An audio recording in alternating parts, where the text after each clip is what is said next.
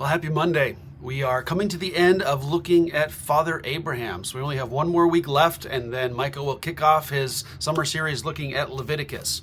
There were just a couple things I wanted to talk about in relation to Genesis 24, this week's text, a couple things I just didn't have time to talk about in the sermon. One of them, Kara actually asked about when I got home, and I didn't want to talk about it on Sunday because it's kind of gross. So the question, and I'd always had this question actually until I studied the text this week, and that is, what's the whole deal with the servant putting his hand under Abraham's thigh? Like, how is that? What's the significance of that in taking an oath together? What I learned this week may surprise you as well is actually it's a euphemism for holding on to the member between Abraham's thighs. Yep, that's pretty gross.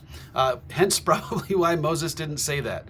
And what the commentator said is it's signifying this servant's commitment to Abraham and his descendants. So then this servant's oath would have been extended to his entire family.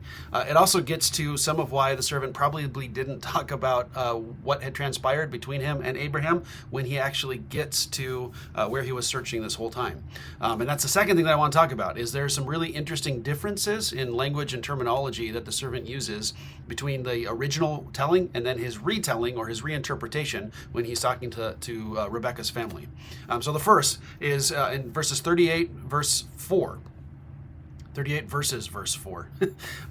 Abraham says, "Go to my country and my relatives." When the servant gets there, the servant says, "Go to my father's house and my own clan," specifically narrowing down the terminology or people that he's referring to as he communicates to them. It also is really interesting that the servant, there's some things the servant doesn't include. One of them is the servant doesn't communicate to these people that under no circumstances is Isaac supposed to go back to Aram Naharaim. He just doesn't say that. Like he excludes that part. He does say that he asks the question, "What if this woman won't come with me? Am I supposed to take Isaac there?" And Abraham says, "Absolutely not." The servant doesn't say that. It also doesn't say that when Abraham's talking about it, he talks about being led out of the land. This servant just kind of ignores that and instead focuses on Abraham's character, where he describes Abraham as someone who walked before God. We saw that text earlier as well, looking at some of the descriptions of Abraham. A couple other minor changes. So at verse 43, verse 16, originally he refers to her as a virgin. She had never been intimate with a man. But then when he's retelling the story to Laban and the rest of the family, he just calls her a young girl. In verse 45, we learn some insight into the servant, and it says that he prayed silently or inwardly just to himself. So he's not even speaking these things out loud before Rebecca appears at the well. He gets there, he silently prays to the Lord, and then Rebecca opens his eyes and Rebecca is there. And then there's another interesting one, verse 47. He reverses the ordering of this. So in the original rendering, he first asks, in the original one, he gives her these gifts, like this ring and these bracelets for her arm, and then he asks her whose daughter he is. In telling the story to Laban, he reverses it. He first asks whose daughter it is, and then he talks about giving her gifts. I also just thought it was really interesting that it specifically says that the ring that he gave was for her nose. So nose rings are apparently biblical. I had no clue, and that's where my wife Kara is like Rebecca, because she has a nose ring, and she always watches these, so I wanted to make sure she got a shout out for this one.